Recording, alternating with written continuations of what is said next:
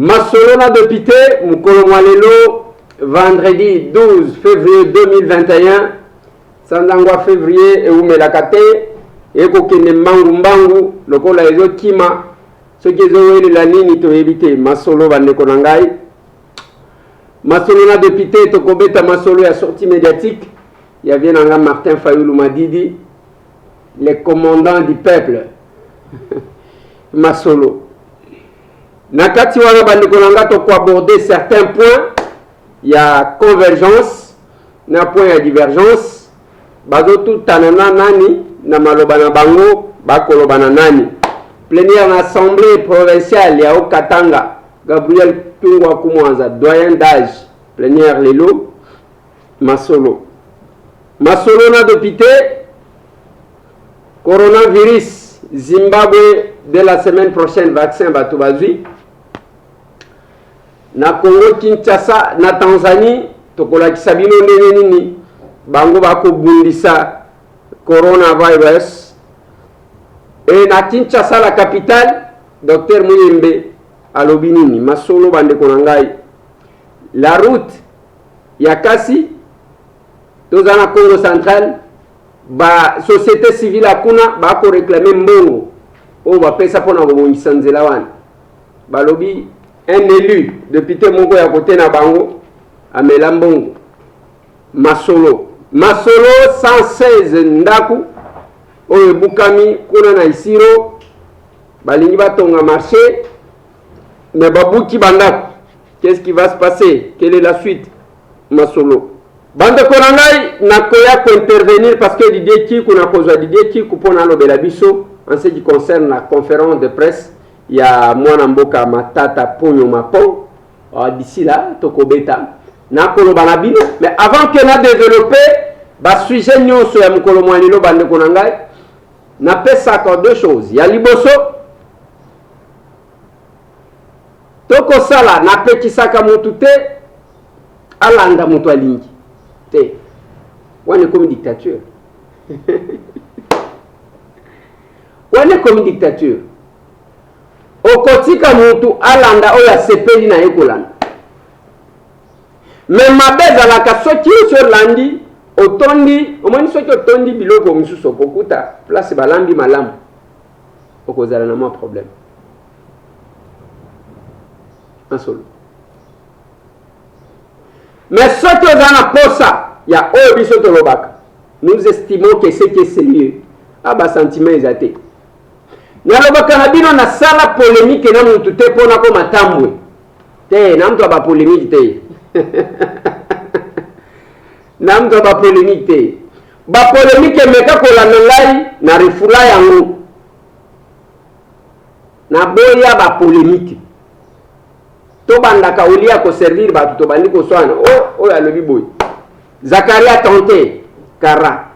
Viens en là tozalaki na ye. Papa Léon Molière a tenté, Kara, dernièrement j'ai entendu, c'est aussi mon vieux parce qu'il est plus âgé que moi, Kadiombo, avec qui je n'avais aucun problème, il a tenté, Kara, si il y a aussi sa agitation, on n'a pas le temps, la République n'a pas besoin de ça. Salam salam na yo batuba nzima yango.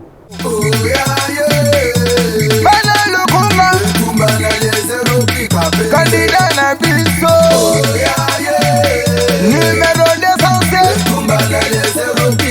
esprit de moralité esprit de développement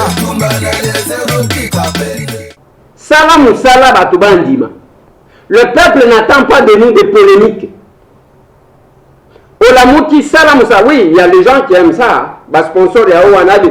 Basali, Atinderi Pomutodani, Minazakuri Kabukari. Donc c'est tout ce qui va se faire. Non, j'estime que, Bande Korangai, le pays est tellement vaste, secteur Otozali et Zamounen. Il y a les leçons qui ont vendu. Christian, Bosemba, Pessi Mouké, Israël Moutomba, Pessi Mouké, Peter Tchania, Pessi Mouké, parce que Bissoto Sala et Lokowan, sans polémique, au coup de jamais, Peter Tchani, Azo Chrétien, même Mouké, M. Tam. Au coup de jamais, M. Tam, Azo Chrétien, les Kinaye Christian Bosembe. Au coup de jamais, Ngai Nazo Chrétien Mouké Bay. Charles Kabongo. Donc, parce qu'il faut boeba. Nous avions fait bloc pour se compléter. Les Congolais sont tellement humains. Il y a que Moutoussa qui a banni ou anapona. Parce qu'il y a ce délit ça va tout système et la fin là bas benda yo. Voilà. Aïe aïe aïe. Ce qui ont dans la poste à biloko. Oh toko pesa bi. Kota en ce qui concerne YouTube. Télévision Zamoko, to komi api télévision. Nous avons félicité le Konanga Israël Mutombo. Je vois qu'il a lancé signal. Il y a Bossolo TV. A lancé signal. Félicitations de Tokende. To corriger quand même bah biloko ya miki.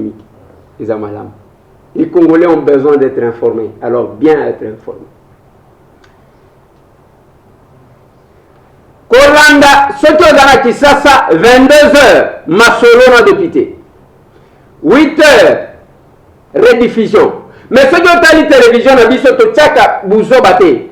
Mutso ki a kolongo la bilamba, nzembo na to tchaka te. Théâtre, te to tchaka bichacha. Parce qu'il faut ele komo ko tabana. Et un peu polémique tout ça la kate. Mais ce qui est dans la au côté na YouTube. Parce que ce qui est rattaché émission pour la na YouTube. Au téléphone na yo, au tablette na yo, au ordinateur na yo, on se connecter na internet au côté na YouTube. Au pointer place one. Tango ko fo wama o mati likolo komi ndeko Eliezer tokokoma. Ce qui est au côté au moni logo na biso ane bimina se wana bakomi na rouge s'abonner. Au moni sika wana wa appuyer au s'abonner. Après OK nangambu mupanzi wana basali mongonga cloche otiwa. Exact que chaque fois émission est koti aujourd'hui déjà signal. Basi balambelio ya kolia. Izamala. Parce que ceux qui s'abonnent kozala na poste de tindelanga lien balobi nini te automatiquement ko banda kozala zala nango avant que to koma 22h yeso yebi makambo ezandengo on a raté te ozana possibilité ya kolanda o mukolo wana lobaka nini parce que il faut to landa kate mais c'est temps ceux qui alobi lelo bolande ya koloba lobi bolande ya koloba lobi kuna donc ezandengo wana bon vérifier ka pe maloba o biso to lobaka pour nous rappeler. Mais c'est un moloba kabo, il est là zone babo. Et ça na tata moko vandelanga coussin na Suisse. Oui, il y a zo carnet ceux qui des zone bazo comme. Ceux qui na l'hôpital, mukolo wana loba kabo. To sepela kana makambo ndengwa. Parce que to za famille. Et puis elle a na bakisaka. Eza ke bande ko ngai. Boyebi mboka oyo. Elengi ya vie ezatangu tozo kabola. Elengi. Omoni même batu bamela kama sanga tele kaze mobimba na ndako. Ogomona tan kozwa nango pona omela. Mais si kola bima na batu bafandi place bafandi na batu mususu. Mo ambiance même kolia oyo batie lo fufu yo moko. Apecho kozala nango kozala ndenge moko ya neti tangu okozala na batu. Ekozala ndenge moko te. Ekozala ndenge moko te. Elengi ya vie ezatango bozana batu liaka na bandeko na yo. Awa toko sala de marche na biso pona okende mbujimai. Ndeko moko komelinga bongo kana nga okende te. Ndeko nanga to okende. Posa na biso c'est d'aller partout. Mais makoki ceux qui muke monani, je dois dire merci na Guy Luando Fondation Widal. Lobi apesa kinga contribution na ye. Nazana ngo na maboko pona kende nango. Guy Luando m'a donné sa contribution hier. Pour un voyage na Kobongis. Ya Mbujimai. Na Kobombate ceux qui m'ont sali juste parce que natanga qui une mission. Masolo. Moi na kololo mbango ndeko Eliezer, bonjour. Biso awa tozana frontière ya Congo Brazzaville na Angola entre Pouville et Pointe-Noire na quelque part na Kabinda. donc biso awa tolandaka yo na kati ya zamba, donc biso awa na télé tozwaka yo te, biso na ba téléphone kaka, même soki toza na zamba, donc soki tozeli kaka otindi to télécharger na YouTube, biso tobandi kotala yonke musala kitoko Victoire Pati Béton. On ne peut pas nous intimider.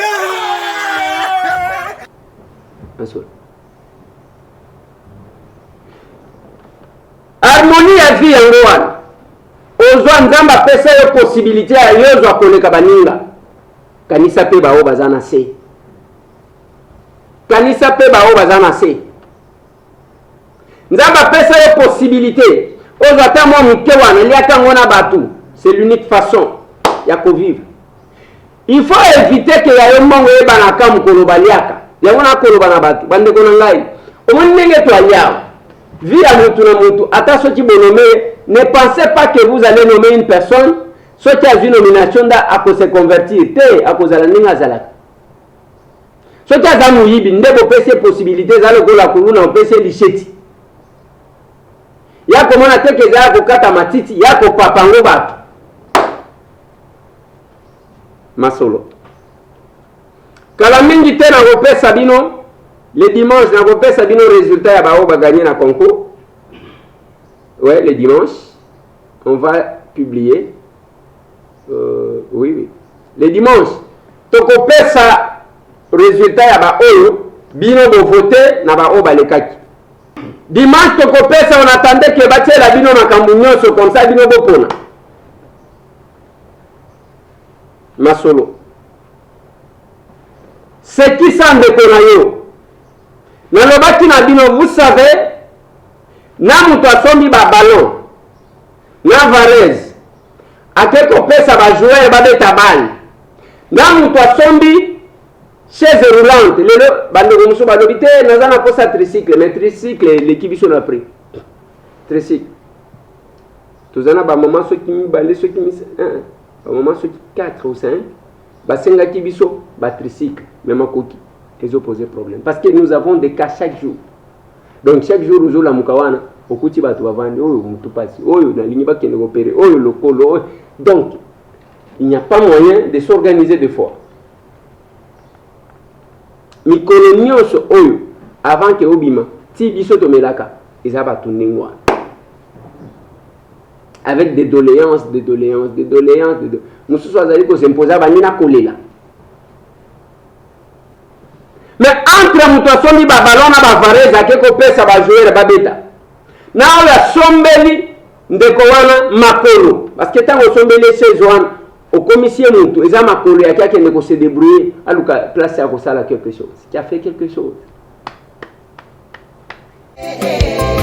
Pesa sourire bango kuna pe sourire basepela ba umela na mokili tokanisaka bao baza ya kolemba tokanisaka bao bazanga ekozala malamu.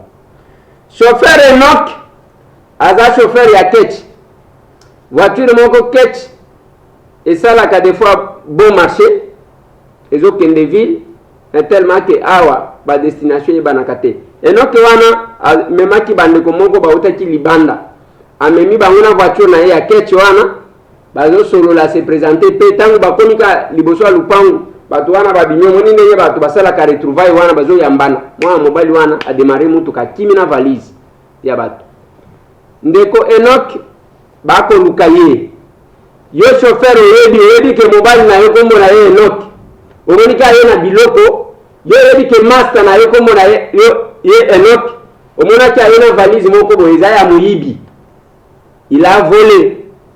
Et ndenge tokoloba awa to alerter la police bazali koluka Enoch wana parce que azalaki ata soki ozamu tuté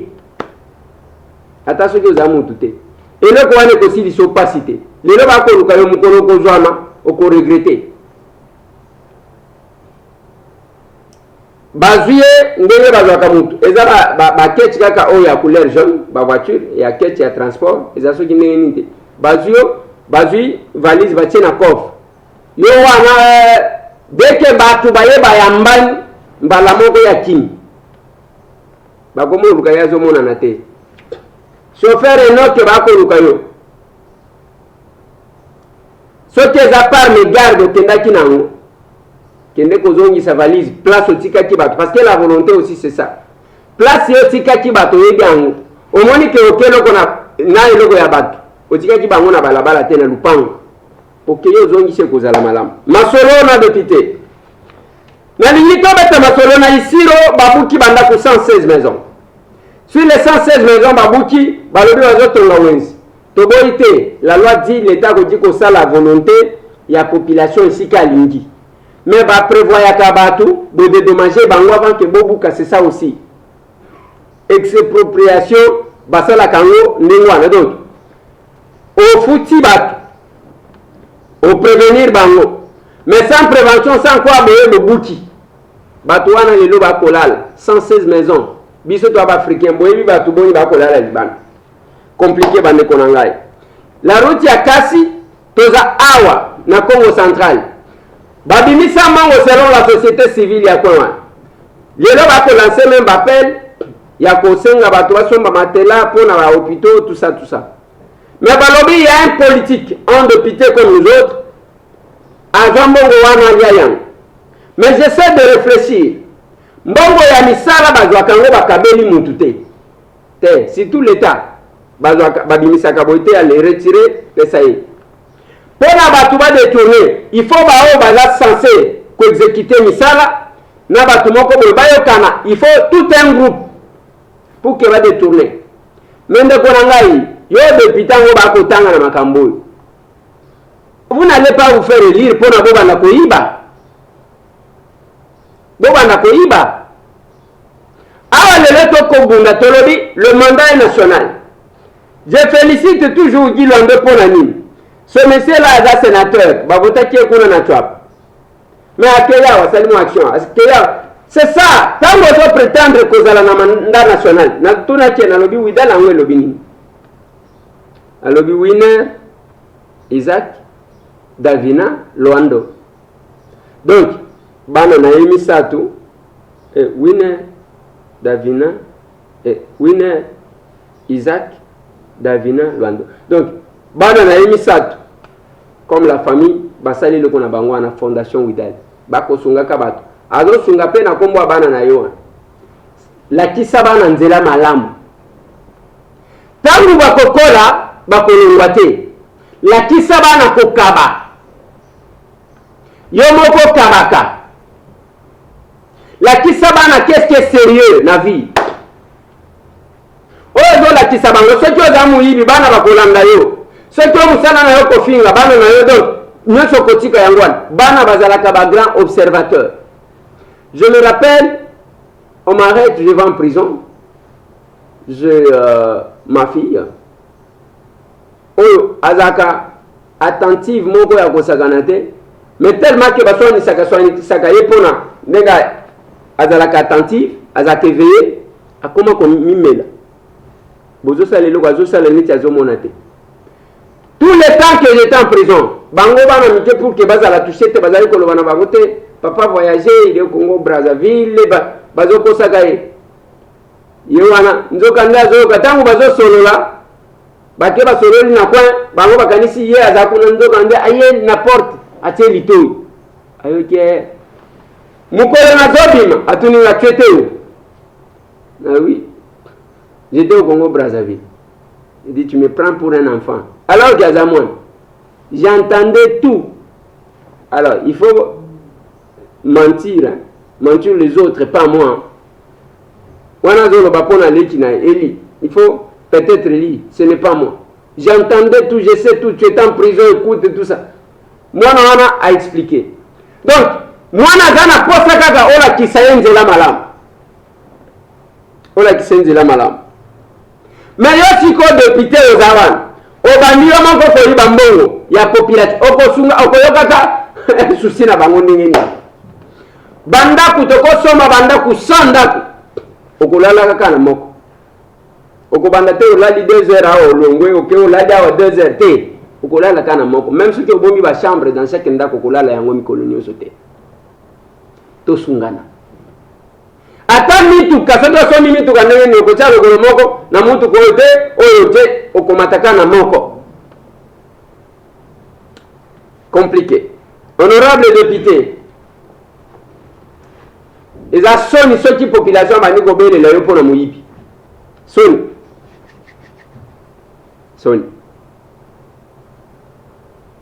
Gabriel Tumba Kumwanza plénière bureau d'âge awe komi kaka batali tozosenga bureau d'âge na Limanga, tozosenga bureau d'âge na Vita, tozosenga bureau d'âge na tokomi wapi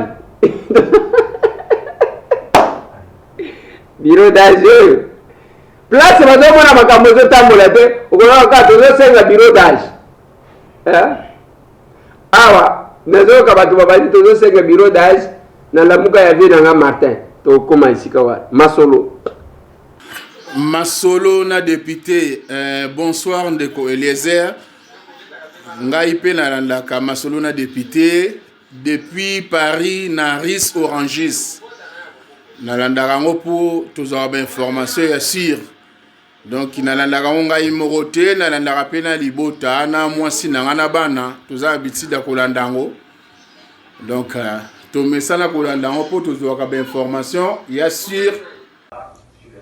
Monsieur Eliezer, ndeko na ngai, nzamba pambula yo. Nzamba pambula yo ya mingi vraiment. Ozali étoile moko batia na Congo pour opesa lumière na baoyo baza kolanda yo. Nga nazali na Canada. Na vandi awa nga nazali kombo na ngai JPMK naza na Canada. Vraiment esengo na ndenge ba information pesa. Première époque, qu'est-ce qui va arriver dans Katanga, l'Assemblée provinciale? Quand le bureau tombe, bureau d'âge est vendu, pour que ça lisse ma ponomi. Pour que ça lisse ma ponomi. Pour que renouveler mon pépé Zamakasi. Le dernier verrou, il y a Kabila. C'était Tambo. A sauté na pète. A commis un devoir citoyenneté, vous avez manqué chef de l'État respecté au Sabat. Aujourd'hui ici, vous pensiez que vous avez le pouvoir et que Kabila est fort parce que vous avez Mandouki, bino côté l'élément, beaucoup de rébellion, vous salaboyer, ainsi de suite. Voilà. C'est des gens vous avez au canis. Les lots sans licence. Ok, malembe. Comme on a Simon Mwamba Kalumai. Toza na Johannesburg, en Afrique du Sud, toza na kati ya libota toza balandi ya Masolo na député. Mbote ndeko Eliezer biso wana komine ya Banda toza na kati ya kolanda Masolo na député donc tu sais base de développement mobimbe bana na ngeno biso na 22 donc Masolo na député na vaina masanga moko chino au chino congolais la petite na biso nyonyo et puis elle a kati ya Masolo na député donc il y a rataka na ité à 22 juste il faut la obligatoire il faut la moi quoi na Masolo na député Masolo nazolo de la dossier ya coronavirus bokono oyo na Zimbabwe semaine prochaine bato babandi kozwa vaccin ya coronavirus la semaine prochaine po balobi ke eza na efficacité ya 70% ekoki kosunga bato la semaine prochaine vaccin contre corona ebandi ntango okomona bandeko na biso bavien zoya ya kotonda awa na Congo mikolo oyo eza pamba te tout est fermé nyonso eza ya kokanga restaurant eza te vie eza na elengi lisusu te place akokende eza te oke osoni kaka donc kaka moto aza na posa liberté yango moni bato bakoya moto awa ase bronze mwa moke moto ayoki mwa bien avandi anaka mwa moi na biso. Mais pendant ce temps awa Docteur Mouyemba Koutani lobina chef de l'État. Alors, que courbe et bandiko kita, il faut quoi alléger ba mesure quoi léger ba mesure pour que total yango ba annoncer que calamité classe kotikozonga parce que ba constater que ezali kokita deuxième pandémie ezalaki makasi mais quand même ezali kokita ndenge ba gérer ya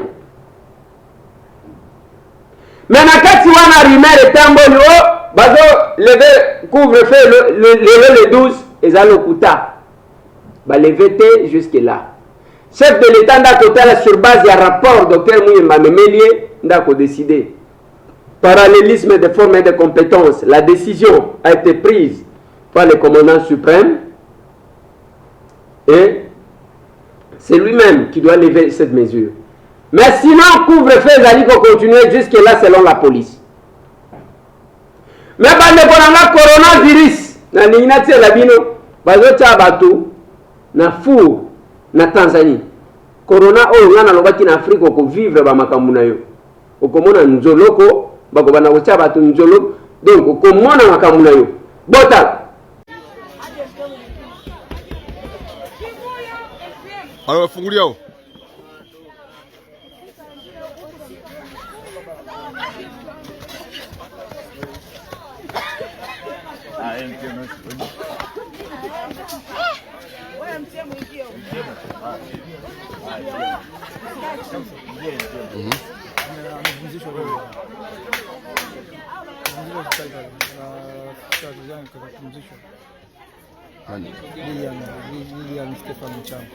Ah, okay.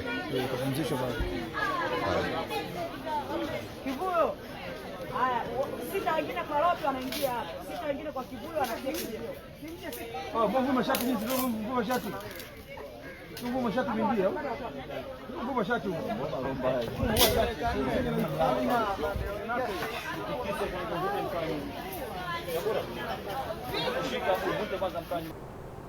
eloko wana bokomona eza lokola conteneur lokola ndako bozomona ndenge bazotia mingi population baye bakoti baumeli bafongoli babimi baye bakoti donc balobi olie ya kosala boye kotia nani biloko omifiniki yo moko ale bomifinika ensemble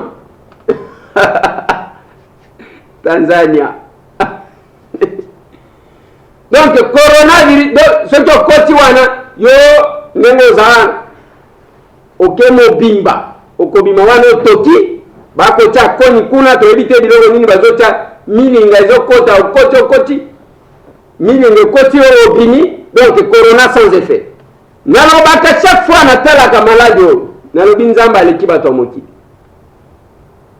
lelo oyo elombe oza yanke okofinika zolo na munoko omoni bote okobanda kobomba yango nzambe aleki nyonso eza pamba oyo tosalaka nyonso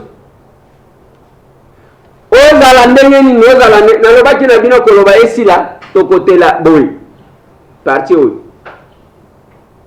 moto ya makasi alobaki te naza makasi yango komona bandeko na ngai ata soki osali ndenge nini moke oza nango ntango oza nanu vivant kabola na bato pesa moninga sourire pesa sourire pesa moninga sourire asepela aumela na mokili bao bazokufa baza bato ya masumu te koleka biso bato totikali parce que ya biso eza tout simplement que ya biso tourna ekoki te mokolo ekoka nous allons partir vouloir ou pas yango mpe etali age te natala talisaki bino avant-hier un grand journaliste ya Radio Kapi José Deschartres Menga aki natalisi bino un jeune monsieur autaki kobala une année seulement de mariage aki ezosalaka mibange te sala bolamu quel que soit l'âge ozana eza na bana mike eza na mwana oyo alobaki wana j'ai envoyé 200 cahiers mpona nazwaki bakaye wana mpo nazali komituna me otindi yango kaka na video esili namoni yango te atinda te sala bolamu ça va rester botika kaka kozelaka bapesaka kaka yo bapesaka kaka nde eloko nga na koloba il y a d'autres hommes de Dieu que je ne comprends pas nazo comprendre bango te oza mosali na nzambe yo oyebaka kaka bapesaka yo. Mais verset oyo elobi ke bakende te bino boliesa bango oyebaka ngo te. Verset oyo elobi ke nazaki na nzala opesaka nga te yo tanisika ka yo bapesaka yo. Et ça me fait mal parce que tant aux autres la standing de vie, il y a des pasteurs mosusu, même na ba collaborateur na ye, il y a pas photo. Autant li place ya zali, autant li ba collaborateur na ye, il y a pas photo. Na mboka oyo ya Kinshasa, na 2011 et na 2001, na 2000, kobanda ba 2000, je crois 2000. Tozaki na pasteur Soni Kafuta. Alongwaki ki pasteur a commis général. Et puis tant que tambola na nzelo zo mona penza ke général ko jeep moko liboso jeep moko na sima. Ba seri wana batu bazolo bake o mzee Laurent Désiré Kabila kina komela na yimu nkoyo. Boyebi munkoyo. Pona ba o bakola na Lubumbashi nde ba yebi munkoyo, ba yebi Kikanda ainsi de suite. Ba benye général. Donc tant wazote yekomeka mon général. Mon général. Lelo bande konanga na minito nenge twaliao. Kanenga lobaki wana nakendaki na bimai kama suba nne na tikaki. Église wane banda kotongama na moto. Église ya Sende oyo zomo.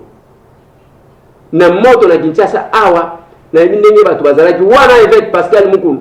Auti pe ko bimela sika. Yazaki ko s'attaquer na ba Soni ba Coutinho Fernando azo critiquer bango na eloko na ya retour à la parole. Bambongo tozalaka koyoke zaki ko bima pona construction wana parce que tolandaka les vidéos sont là. O mutu boya pesi $100,000 pona kotonga. Bande ko nangai kotonga ndaku parce que toyoka wana ebima na monoko na ye 100,000 ndaku wana ti lelo ba 100,000 ebima et si la ka kotonga te c'est compliqué. To sala kabola mutangu tozala bomboy ekozala malamu. Mbote mwana kolo lopangu awa tozolanda yo na Joli Park na Ngaliema. Vraiment koba kosala musala kitoko. Émotion eleki chaque jour awe komi kilo tozolanda yo chaque jour. Na Gombe ya tozana Gombe. On ne peut pas nous intimider. Mandat national fait yango. Bango benako, on ne peut pas nous intimider. Ba ministre, ba cho ministre, sala musala ministre. Sinon, makale otonda. Masolo, coronavirus yangwan. Donc, couvre-feu zali ko continuer bande konanga, bako sabinote. Na lingina lobela dossier ya bienanga Martin Fayulu m'a dit. Mais avant na lobela yango Didier Kikou après Sabiso tozalaki pe wana ce qui a été la conférence de presse ya mwana mboka Matata Ponyo Mapom. Bongo na zonga to vande la mwa muke oya bienanga mafa. Parce que wana tokocha en corrélation na ba structure mususu. Didier Kikou outi kozala na Kindu okenaki pe conférence de presse ozaki na Matata Ponyo Mapom na Kindu outi ko pesa biso mwa élément ya mike je sais que lobby toko développer lisusu toko zongela ngo mwa élément muke ya ce qu'a été conférence de presse ya Matata Ponyo. Oui, moi na mboka ndeko Lézère, oui, toutaki na province ya Maniema na ville ya Kindu. To mona kindengni ba réalisation ya mike za kuna na province ya Kindu ndengni ba imboka bana ya Maniema bazo sepela bongo tango Matata Ponyo azaka premier ministre azaka ministre finance mais tango peut na Kinshasa awa ndeko Matata Ponyo Mapom abengisi biso na point de presse na ye pona ba nungu ekobima IGF na ye bandeko ya IGF bazolo bake batu oyo batangami na détournement bukangalozo baza 7 Matata Ponyo parmi ba 7 personnes yepa azali nde yepe comme te participe kuna na point de presse oyo ezali point de presse de vérité yele baza ofanda pe bongote par rapport ya makambo ekobima ye alobi boyi ngai Matata Ponyo Mapom ngai nde nasengaki basala enquête boni ngambo na yebi la yibi tel basuba kanangai bazo de baké eza détournement intellectuel. C'est détournement intellectuel ezalaka. Le Premier ministre n'est ni signataire ni organisateur de la manifestation des signatures. Il n'a même pas paraphé les contrats. Mesdames et messieurs distingués de la presse, lorsque 4 ministres signent un contrat sans signature du Premier ministre, et ce contrat dit l'entreprise Africom est le responsable de la gestion technique et financière du projet. Où est la responsabilité du Premier ministre? Qu'on cherche par tous les moyens à retrouver dans les documents. Là encore, il s'agit d'une conclusion totalement politique, déconnectée de la réalité. Je pense que l'inspecteur général des finances, qui à l'époque était le conseiller technique spécial du Premier ministre Tchibala, est à mesure de nous dire quand est-ce que le projet Bukangalozo s'est arrêté. Il était à la primature comme conseiller. Parce que jusqu'en décembre 2016, le projet continuait à fonctionner. Insuffisance numéro 4. Ça se trouve dans les documents qui vous sera remis. Le Premier ministre honoraire intervenait tout au long du cycle de vie des projets, tout au moins à travers le fait que le bureau du Premier ministre honoraire était le centre de gestion et d'engagement de toutes les dépenses du projet, directement ou indirectement, à travers les ministres délégués auprès du Premier ministre chargé des Finances, qui dépendait totalement d'eux. Mesdames et messieurs de la presse, je voudrais ici évoquer quelques faits importants. Le projet a été lancé en juillet 2014 et 5 mois après, le ministre des Finances, qui était ministre des Finances délégué, est parti. Il y a eu remaniement, le ministre des Finances délégué est parti. En 2015, en 2016, il y avait un ministre des Finances full.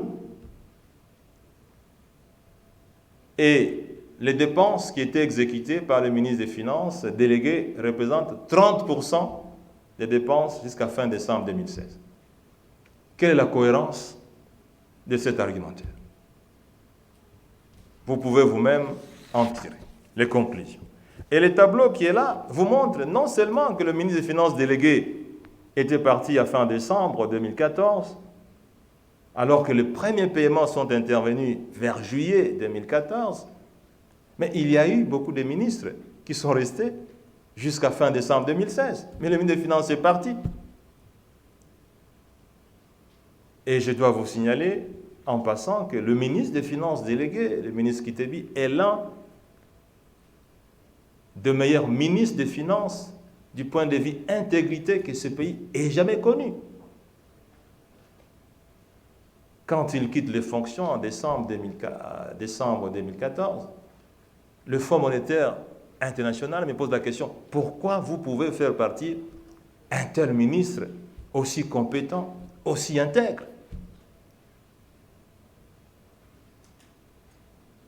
Je réponds au Fonds monétaire international que ce n'est pas de ma compétence de nommer ou de faire partir un ministre. Je peux proposer. Fait numéro 2. Sur base de quel matériel l'IGF se permet de qualifier le bureau du Premier ministre honoraire de centre de gestion? Mes chers amis, je viens de vous démontrer ici qu'il y a eu un contrat qui a été signé entre le gouvernement, représenté par 4 ministres compétents,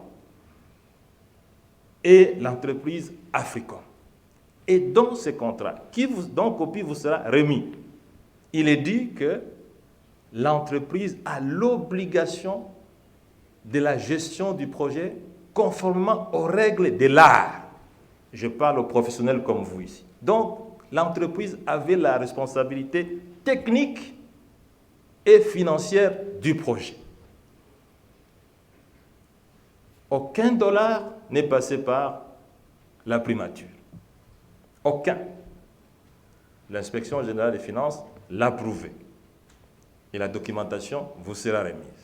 Tozongi na dossier ya Bukangalonzo oza proposé IGF na sénateur Matata Mpono. Lelonde bozu quelques versions de vérité mais lobby bokozwa mobimba ninga lobi yende mutu asengaki basala enquête na enquête tu as 17 personnes alors il y a PC qui a résumé muke yango ya sengi azwa nyonso ayeba makambo ngo babaki place nini enquête ngo babaki parce que place nini yanga liga parce que yeni mutu asengaki basala enquête wana eza motu mosusu te asa na raison na ya kotunda bopesa ngai rapport nyonso parce ngai na komela kibino bosala bokelebe ko enquête na ministre de finance parce que tu maniema bosa tu maniema kindu bolobi ke yemonga masango a confondre na ba université wa tongi te aza ba congolais ou ko fesira mboka au Congo batu ba gérer la mboka oyo baza ba ministre ba premier ministre ba président assemblée nationale ba président sénat mais soko ke ba misusu ba village na bango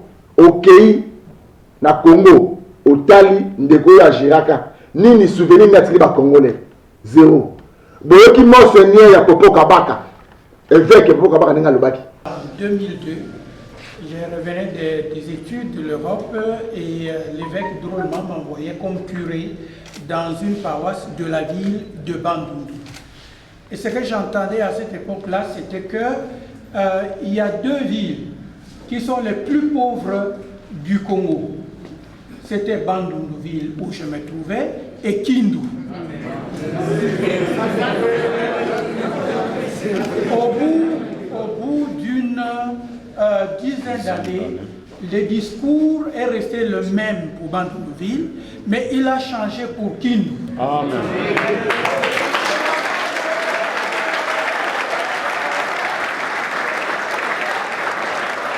Kindu est entré dans les créneaux de villes respectables et à respecter. Avant 10 ans, à Zakina Kindu, deux villes où Zaki y a besoin de Sima, na Congo Kinshasa, Kindu na Bandundu-Ville.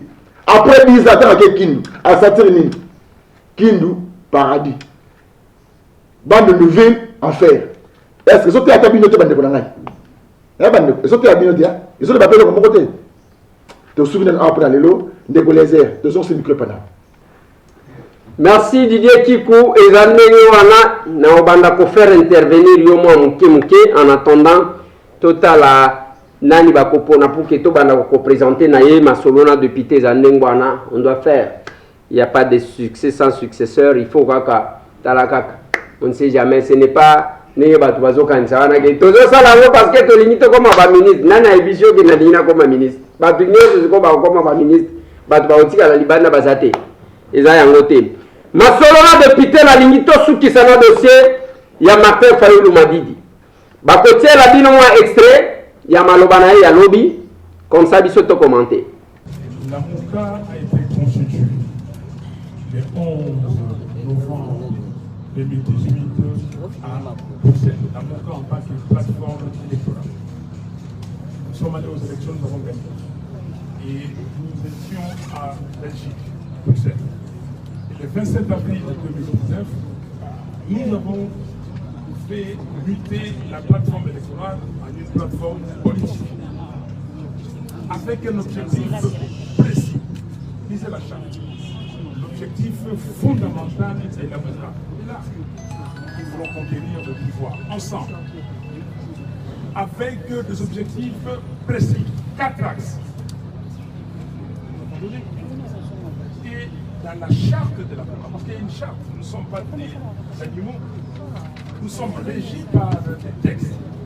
Et dans les textes, il est dit, si quelqu'un quitte la MOUCA, il quitte la MOUCA, mais il ne revendique pas le droit de quoi que ce soit. Alors pourquoi voulez-vous qu'on tue la MOUCA? Je vous ai dit ici que la MOUCA, c'était une propriété du peuple congolais, et c'est le peuple congolais qui a demandé la création de la MOUCA. Tango Kabila Ayeawa Alobi en 2015, que avant d'aucune élection, et nous avons fait le recensement. Pour cela que nous avons fait les sous sont la semaine, la semaine du 19 au 26 janvier 2015. Makambo pour ça, le a collecté. Antindi Kengo, à qui est le Sénat, à l'UB de Lingala, te osalama lisusu te recensement ezali te tokokende na baélection ndenge constitution elobi. Mais makambo na kosala mikolo nyonso kotambola na octobre na uti oto na zongi awa na octobre totambolaki na balabala te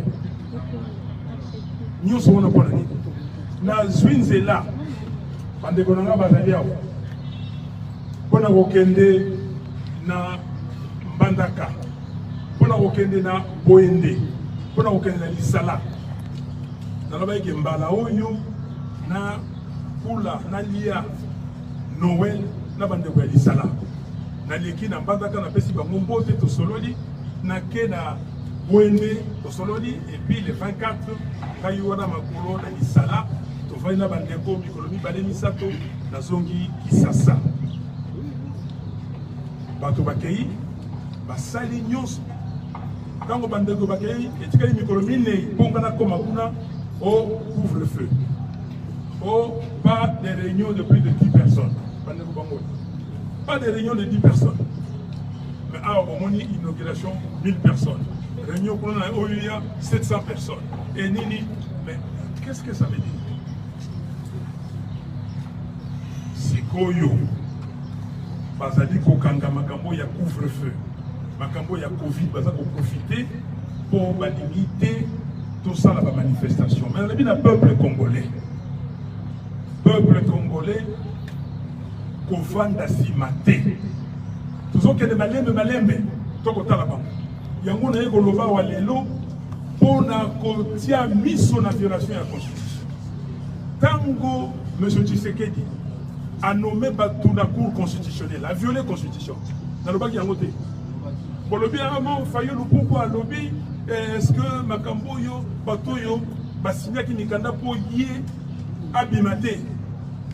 Po bango basali lisumu ngasi kona sala lisumu lisango. Hein? Ngasi kona sala lisumu. Nga pene que no buka mo be ko li konzi. Bato wana boyeba mama lelo yo tozana comme constitutionnalité.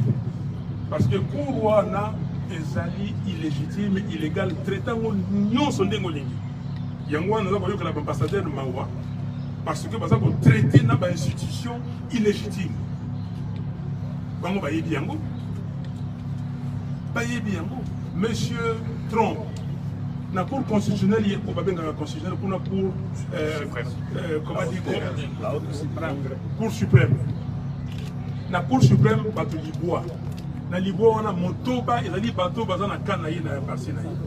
Mais tant que bato ko no makambo non élections ali frauduleuse et ainsi de suite. Est-ce que bato na bandaki pour na ni balandiete pour ba ko na makambo ya mboka mibeko parce que mboka oyo bato ba respectaka mobeko li constitution ezali mboka te. Bon yo siko soko boza mo Christ. Bon, yo mobeko ni ngona. Eza Biblia te. Bon siko yo lobi ko longwe na Biblia. Mon Christ ni nona. Ndenge ndeko na biso ayembaka wa fali kupa. To komi konte patepa lokola mboka ezanga constitution. Mais c'est vrai. Tout ça konte patepa. Moto asali ya poki mobeko ni konzi bondimi. Asali bondimi. Bakei kuna balobi que bureau d'âge ezali assimilé na bureau provisoire. Bureau wana ekoki kozwa mokano mosusu te kotraite munini le sujet mosusu te kaka oyo ya ko faire voter ce bureau définitif et puis ko installer yango basali yango ondimi yango donc oyo nyonso tozali kosala bato oyo ya bapaya baza koyoka ngai bayeba ke nyonso wana ezali violation ya constitution etali bapeuple congolais. Merci.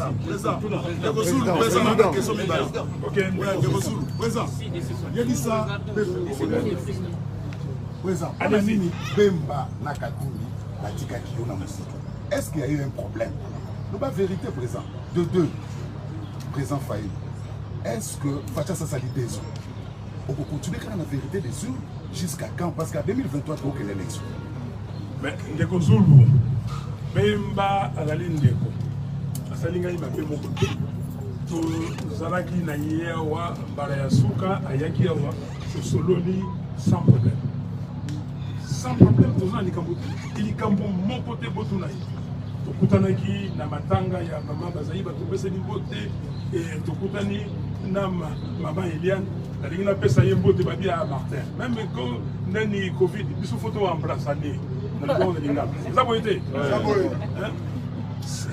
eloko te mais faut kotuna ye yo yebi tuna ye nazoka maloba ebele tuna ye eloko nini non na lobi boye ngai nasalaka makambo oyo nalobaka makambo oyo nasalelaka ezali te ndenge bamisusu balobi o faites ce que je vous dis mais ne faites pas ce que je fais nakoka na motu te kende kozwa mbongo ya moyibi te ok botuna ye eloko nini botuna bango motuni motuna ya malamu nga napesi yo eyano eloko moko te napesi yawa mikolo na bengi ye na etando na nani na téléphone. Merci. Voilà. Wana vient là Martin Fayoulou m'a dit. Na ligne boyo kanga quand même moi bien t'expliquer. Et donc ça langa mutema passe chaque fois que nazo ka vient nga Martin. Parce que na évité qui les conseille. Vient nga zolo de la makambo crise ya légitimité. Bayadi ma nyonso to wana lobby ba média le lekisi ba makambo mususu ezaka ya biso ya Congo. Les médias internationaux ba beti ango kara bazuka extrait place à zolo de la CBA nde bati. Ba beti kara parce que ba yoki ke kuna ile kozate. Alors bi wana même temps wa zolo de la CBA. Alors l'état de droit, oh M. Félix, alors qu'il ne va pas fouiner dans le passé, ou là aussi ne va pas fouiner dans le passé, l'état de droit, l'état de droit, mon vieux, exact que l'institution présidente de la République est Banaoukangabatou. C'est vraiment un problème. Et ça me fait mal parce qu'il y a eu un entourage. C'est rempli de professeurs Bao Batangi Sabiso. De Ozana Bango. Mais tant que vous avez que l'état de droit pour Nayo, et là Félix Abalagotambola. Félix ne va pas fouiner dans le passé. Mais c'est lui qui est censé fouiner dans le passé. Ou celle qui est censée fouiner dans le passé, c'est la justice. Même alors, grâce à volonté, à liberté, dans l'état de droit, il faut que chaque institution joue un rôle naïe.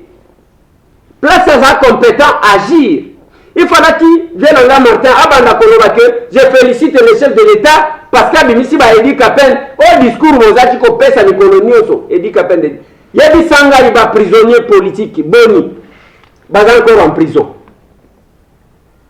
Il fallait commencer parce que Zaki n'a pas de l'économie sur mon vieux. Dans la place, c'est Mayo. Il y a quelques jours seulement, Chadari a remis avant-hier. Alors, j'invite les gens à la résistance. Comme il va résistant. Yo pe yo na résistance. C'est que yo na Chadari ndengemo. Omoni bozo beta mabe nazo ke la binoson. Nazo ke la binoson. Mais quand vous comme un texte pour voilà conférence de presse, on y a tout le CBA au tiki. Et Siri. Kosimba côté Moussouzoudé. Il y a 2 jours. Ramazan a lobby, il faut résister. Yo il faut résister. Yona Chadari Negemoko, Tokei. Vous êtes contredit quelque part. Bon, je continue na malobanayo. Plan de sortie, il faut vendre à Sorola. Wana Atundu a lobby vient aller à André Atundu, pour qui j'avais beaucoup d'estime. Ami komisa Timuka la kolega bakabiliste. Abosani ke yasa ki mobutiste. Siko lobby wana mungongo yango wana zolenga. Non, il faut que Joseph Kabila non de konaye Félix ba solola le dialogue mungongo ekiti lokola ya tambo mwamba. Et le même dialogue nde oli sanga bonanga ko senga kami kolonios. Vous êtes ensemble. Botika ko sabato. Yéwana lisang et puis vous vous rendez compte. Bon ça la degré à des autres. Et ça, quand Fayoulou Abandina Lisanga n'a évité. Quand le patron n'a eu Martin Fayoulou Azoloba, il vient en Lisanga, vous organisez 2 communications le même jour, comme conséquence la contradiction. Il y a Azoloba. Et le chef d'État lui aurait osé utiliser conditionnel ndengeni. Yo lobi que basenga qui est que il faut organiser dialogue batu bayokan. Ya lobi eza soni ndengeni mususu ba koma awa que ba chef de l'État ba boudé Félix na Union africaine. Ba boudé. Les gens ont dit ça. Les gens aiment me raconter de bêtises. Ba bêtises. Les autres qui vient Martin Fayulu à lobby. Ramazan à lobby. Alain André Atundo à lobby. Lisa, ndenge moko.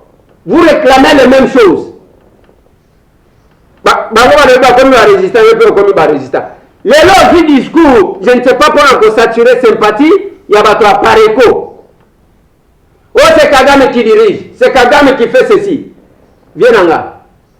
Malobawane bimé pas dans une colonie. Maintenant, bakola ngona makambo ya occupation, makambo ya Kagame qui dirige. Honoré Mwanda lobby que mutwazali potentiellement makasi ya kosilisa occupation za Félix Antoine Tshisekedi Tshilombo. Et Félix l'a prouvé. Je voudrais dire solennellement à Félix Tshisekedi qu'il est pour l'instant non seulement le Congolais le plus dangereux et le plus nuisible pour la République démocratique du Congo, mais il est aussi potentiellement le seul Congolais susceptible de faire tomber en un seul jour et par une seule décision tout le système d'occupation dans notre pays. Botika kozala lokola un héritier ya Bibembe. Viens na lobia. Tika kozala lokola un héritier ya Bibembe. Soki batiki Bembe yovi au même. Batiki Bembe ozi.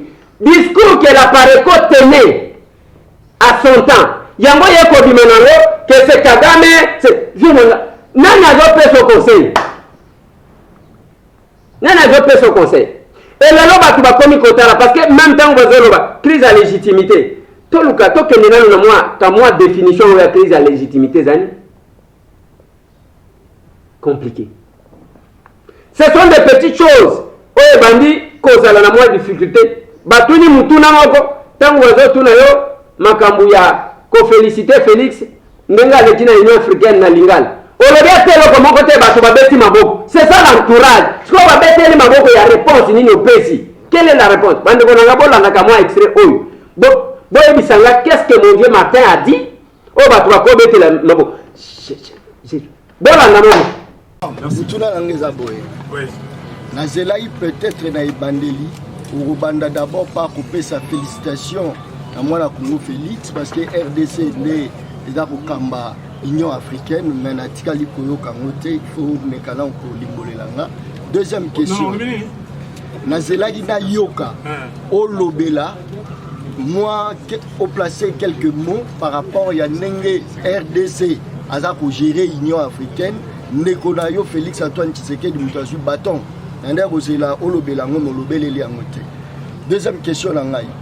Vous avez insisté sur réforme, mais ce qui pouvoir en place, Yemoko a du dossier on a la maboko, a salisi réforme au yoza kosenga mais invité au thé, point de vue na yo ozalani. Alors dans vos amis cela yo mo eyano na mutuno ya suka. Peuple congolais a ligi réforme. Il y a des réformes, il y a M. Tshisekedi na Kabila pour batingamana kiti ya kimokonzi. Non. Ils allaient réforme donc tokolobana peuple boye ça c'est celui qui va bangate partout yo bakanisaki nazo kolobana ndeko Congolais zo kangai partout yo balobaki nani ndele oyo balobaki ete tondimi yango on a pris acte parce que peuple du Mali bandate lelo yo peuple ko bimali banda peuple congolais peuple congolais ngai commandant na bino na yewa pona koyebisa bino que Tommy Bungama moto te ayaki ya wapona kotika moninga boyeki apona kotika Tshisekedi te na ba camarade na ye na Kabila. Non, c'est pas possible. C'est pas possible. Babe, wana babeti maboko nini babeti bazo sekaye. Vous sentez que batu bazo sekamu. Est-ce que azo luka ba réponse? Azo luka. Omoni ndenge batu na kayeke mbona makambu o soki akimbuta soki ndenge nini luki réponse façon distraction. C'est pas possible. Viens Nanga Martin, l'Etinayo Messi Tambo que je suis. Oh, yebiki a respecta Kayomingi. Continue à insister. Viens aux Ananzela Mabe. L'unique motokolo banayo ezangai. Oh, ngana zoro banayo. Oh, yebi bisika to uti. Oh, yebi notre parcours. Au côté. Au bradé tout. Et le flatteur bazanayo. Neba commis le gars de Félix a commis. N'invite ceux qui. Les années noirs. Le gars de Félix a commis. Le commandant suprême. Il peut commis commandant du peuple. C'est pas possible. C'est pas possible. C'est pas possible. Le peuple ne demande pas ça. Les gens qui ont bimi, aucun à droite. Félix a qu'un à gauche. Nombre à Batou Bakolanda, Félix et Bakolanda, il faut qu'on soit la réaliste. Il faut accepter la dictature de l'existence. Bakolanda était parce qu'il y a un chef de l'État. Par rapport à la popularité, vous savez que Ekozalate parce que les lots, problème. Mandant à la mouka, coordonnateur à la mouka. Et ça qui a 3 mois. Tu as besoin de respect à texte. On viole les textes, on viole les textes. Et ça, il y a un au Kangamina Yiboul. Ok, comme un type défenseur, vraiment, il y a Bato Kabila tout. Babimisi Rosar, il y a un autre même Ibimba Rosar. Il y a un autre Tambolinam. Babimisi Makamwa Yiboul. Théodore Ngoya, il y a un autre drapeau. Au mener bébé, il y a Batouan. Si quelque chose à la locale héritier a dit Bembe, mon vieux Martin. Ce n'est pas le Martin que nous avons connu. Et je me rappelle un jour, on était quelque part, je crois à l'hôtel Béatrice. Première dame, Azolo Balobi, nous pouvons encore accepter de perdre Katumbina Bemba, mais mon frère Martin, ni mes yeux. Aux autres sentir que Batoubaza blessé dans mon thème en avant. Tant que Batoubaza blessé, mon frère Martin, mais yo si vous avez la Kisande, un moko ya kosakana te yake, ce n'est pas ça.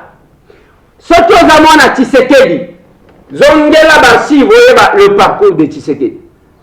Le parcours de Tshisekedi. Lelo na lobakango na télé, lelo Martin Fayulu a un problème. Matanga, Félix va descendre. Ce qui a été à Kokita, il va les compatir. Ils n'ont pas battu. Vous l'avez vu pendant la période difficile. Azana Mausolée. Bato Kabila bazo humilié. Bazo Sala Bisala Sal. Il est allé, il a causé longuement avec Jeannette Kabila. Ça c'est Félix. Ça c'est Félix. Il sait quand même que ça dans la part des choses. La relation entre Batou. La politique, à ta politique, on va saluer la Kango Batou. Manda wana ozo réclamer za Batou ya ke Batou bavota kiyo. Batou balobi na yo zonga nzela wana tika okende nzela Ramazani. Mon vieux Martin, mon vieux Martin, mon vieux Martin, je ne comprends rien. Naeba yo chrétien d'abord. Naeba yo mwana nzamba sambela kamakasi parmi presque tous les politiciens mutazaki ko sambela lokola yo azate. Ko sambela ya makasi oyo. Place pasteur na yo azali. Azo mitu na lobi lolango. Donc tokozala surpris na bao bakota na bao kokeli fait. C'est pas possible. Et cette communication d'hier, tant bovandi ko évaluer. Bazo betelo maboko wana. Oui, président, tu as bien dit. C'est n'importe quoi.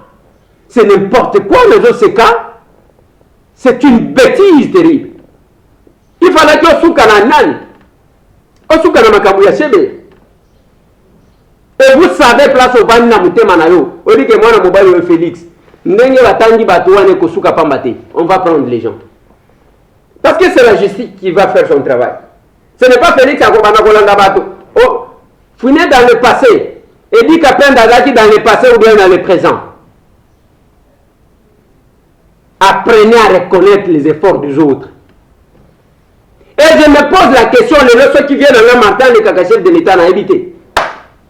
N'a évité parce que c'est que je suis en train de voir là, n'a évité. Yo communiqué, l'Isanga communiqué, le même jour. Une société comme ça. Et puis, je suis en train de soupçonner que Bambongo a la communication. Ils ont attaqué par Bachagari, ils ont attaqué par. Je suis en train de vouloir croire à ça. C'est pas possible. Viens à Martin. Moutouna Zaki Komona, très crédible, constant. mais unga nazomona yango te. Napesa yo exemple na lobi maître na yo zoloba bakundie awa mozole ezali awa tolinga toyoka ke Fayulu akendaki mpona akende kosincline babengani ye awa o politiki te. Mobutu abeli Tshisekedi ake kotala ye. Mobutu akufeli mwana Tshisekedi akamati avion ake kotala ye na Guado. Maître ango ozolanda ye wana. Ça m'étonne. Obandi koluka mwa nini ok allez mais ok ko kangamana Valentin Mubaki bozala kuna bozala. C'est pas possible. Na yo na Valentin Mubaki le monde vous voit. Bon on a fait que population wana bazaba zoba bayoka keloko te. Bazo tala traitement que vous réservez. Na papa na bino ya molimo Tshisekedi. Awa alaliawa. Même pas une fois. Les qui n'ont pas fait même pas message à condoléances, c'est pas possible. Maître Jean-Joseph Mukendi, à Koufiao, même pas. Ceux qui s'y posent que la compagnon n'a mawate. Quand le peuple congolais n'a pas la main. Quand il y a un commissaire commandant du peuple, comme maréchal du peuple, comme on a ça, la bisala sala. Viens en Martin, les qui n'ont pas des aides, c'est avec amour que je l'ai dit. Nous allons pas prendre la yote. Viens zonga. Viens nanga zonga. Ozo kemena kobunga parce que élection ekoyaga kaka. Il y aura élection dans ce pays. Oko postuler maloba onga na koloba. Oko ndimango ke leki nanga wana zaki koloba nanga. Oko bimana na pourcentage moko o batutu bakobana koseka yo. Ozo kosana. C'est dans ce pays qu'on a connu Kachal. Ayana mupepe ya makasi. Ayeko bima 3e. Tango ayeko ya 2011. Ayeko bima na 0,000 ce qui virgule combien. Parce que na bambonga nengo na ko bossa le même comme voter le mot ko voter mutu mususu. Faut reconnaître. Aujourd'hui, Félix Antoine Tshisekedi Tshilombo sans flatterie sans koyembela ye, il fait la fierté de notre combat. Na lobi boy. Pona baoba bunda à part koyina ya pamba ya ofele. Ceux qui étaient dans le vrai, dans le combat, savent que Félix, actuellement, fait la fierté de notre combat. Il a mis hors d'état de nuire la Kabylie n'a pété. Il y a le rêve qui savait, oh c'est Kagame, viens dans le discours où tu vois. Parce qu'il y a un discours où c'est pas possible. Bande Bonangai, bon, ça n'a pas s'abonner. Au côté na compte YouTube, au commune de Eliezer Toko Koma, au s'abonner si ka wana pona ozo akabiloko. Ya bien. Kobo sanate, c'est qui sande konayo. Toko bongisa kozon kokende na mbujimai, tokende kosunga bande ko lisungi na yo kozala malamu. Soki ozuli sote, tinda mutu na vini Itaga 120. Na commune ya Kinshasa entre Wileri na Kasavubu. Oye wana akokuta ba collaborateur na ngaba zawana, akokuta Mos akokuta Manix, mais obengi tosololi tosunga bandeko pendant que nous sommes en vie. Kopesa batuka déchet, donner aussi ce qui est précieux na batu.